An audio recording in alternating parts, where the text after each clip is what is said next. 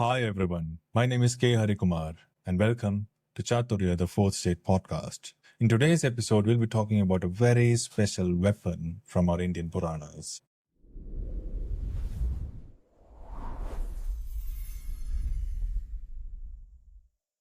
In the age of gods and warriors, one weapon was forged with the power to literally unmake reality. A force so absolute its use was all but forbidden. No, I'm not talking about Brahmastra. This is the story of Pashupatastra, the personal and the most powerful weapon of Lord Shiva. But how could a mortal ever prove himself worthy of a power that could end creation itself? And what happens when a hero finally gets that weapon only to face the ultimate test from Shiva himself? Welcome to another episode of The Fourth State. I'm K. Harikumar, author and screenwriter. And in this episode, we are going to talk about Shiva's most powerful astra, Pashupatastra. To really understand the Pashupatastra, we have to go back to the time of an epic conflict, the Mahabharata. A massive civil war was brewing between the families, the virtuous Pandavas against their power-hungry cousins, the Kauravas. After losing the kingdom in a fixed game of dice, the Pandavas were sentenced to 13 years in exile. As they struggled to survive in the wilderness, it became painfully clear that being righteous wasn't going to be enough to win back their throne. Their enemies had huge armies and legendary commanders armed with their own celestial weapons. The wise sage Vyasa and Lord Krishna himself knew that for righteousness, for dharma to have any chance, the Pandavas needed a serious advantage. They needed a power so overwhelming that it could counter anything the other side threw at them. They needed divine intervention. And so the advice was given to the greatest archer of the age, the Pandava prince Arjun. After the burning of Khandava, Arjun was told to begin a great spiritual journey to seek the favor of the ultimate god of destruction and transformation, Lord Shiva.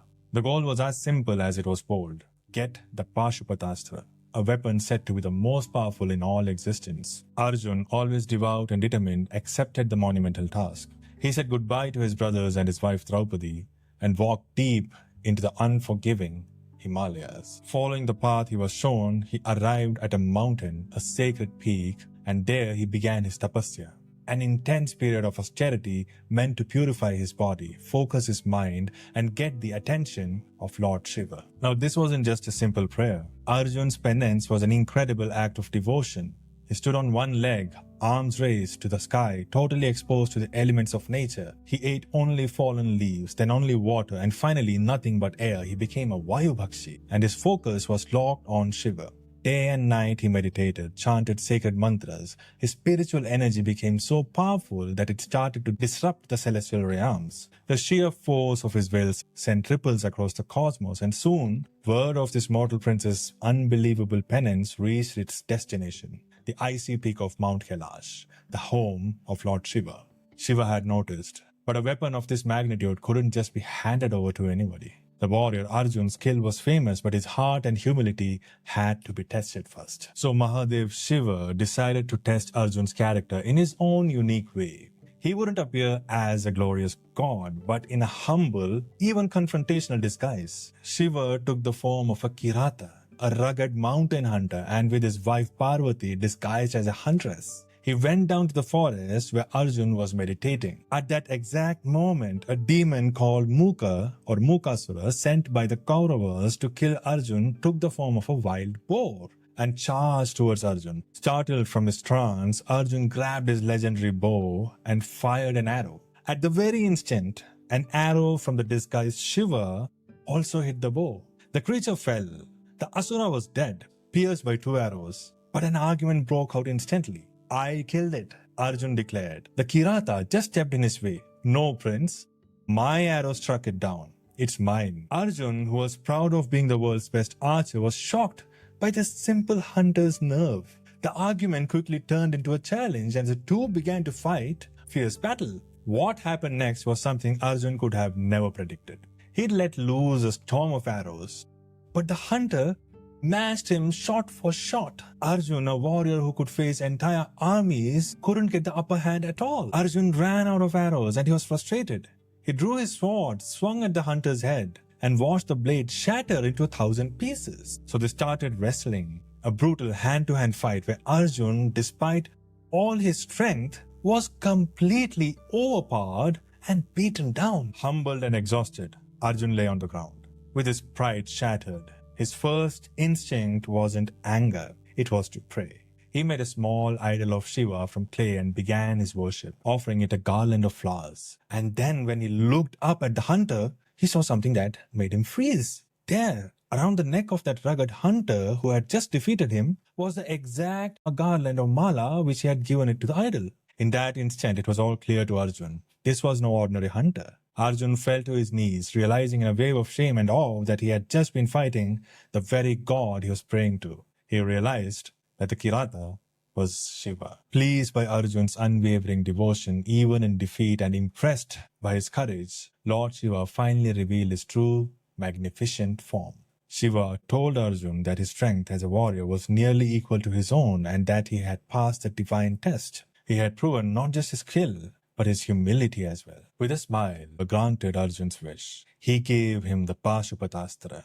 But this gift came with a serious warning. Shiva explained that this weapon was absolute, capable of wiping out all of creation. It was never to be used against lesser enemies or for selfish reasons. It was a weapon of last resort to be used only when every other option had failed.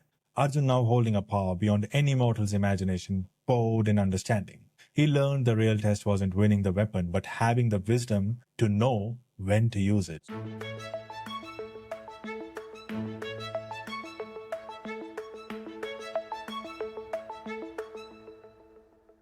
So what exactly is the Pashupatastra? It isn't just a physical arrow, it's a celestial weapon that can be launched by the mind, eyes, or even by words. It's considered the personification of Shiva's cosmic power, a force described as irresistible and capable of defeating any and all beings. Its power is said to be equal to the legendary weapons like Brahmastra. The greatest display of its power wasn't by a mortal, but by Shiva himself when he destroyed the 3 demonic cities of Tripura. To destroy them, the gods turned to Shiva. And at the perfect moment, Shiva unleashed the Pashupatastra, and with a single shot, burned all 3 cities and the demons inside to ashes, restoring the cosmic balance. This shows that the Pashupatastra isn't just a weapon of war.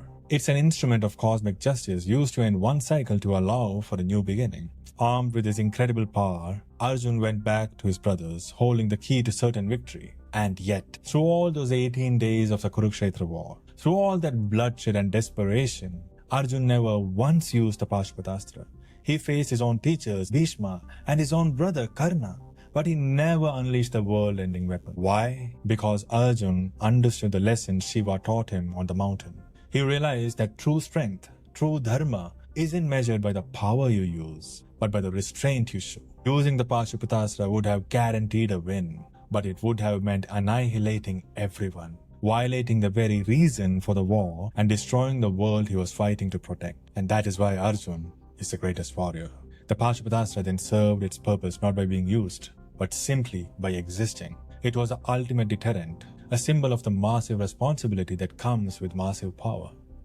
Now that reminds of Spider-Man, doesn't it? The story teaches us that the greatest weapons are the ones we choose to keep sheathed, and that the true test of a hero isn't their power to destroy, but their wisdom to preserve. Our Hindu Puranas is packed with incredible weapons and epic stories, and Pashupatastra is just one of them. Which divine weapon do you think is the most fascinating, and why?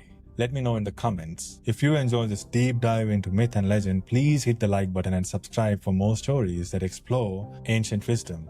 Don't forget to turn on the notification bell so you never miss out what's next. Thanks for watching, and may Mahadeva be with you.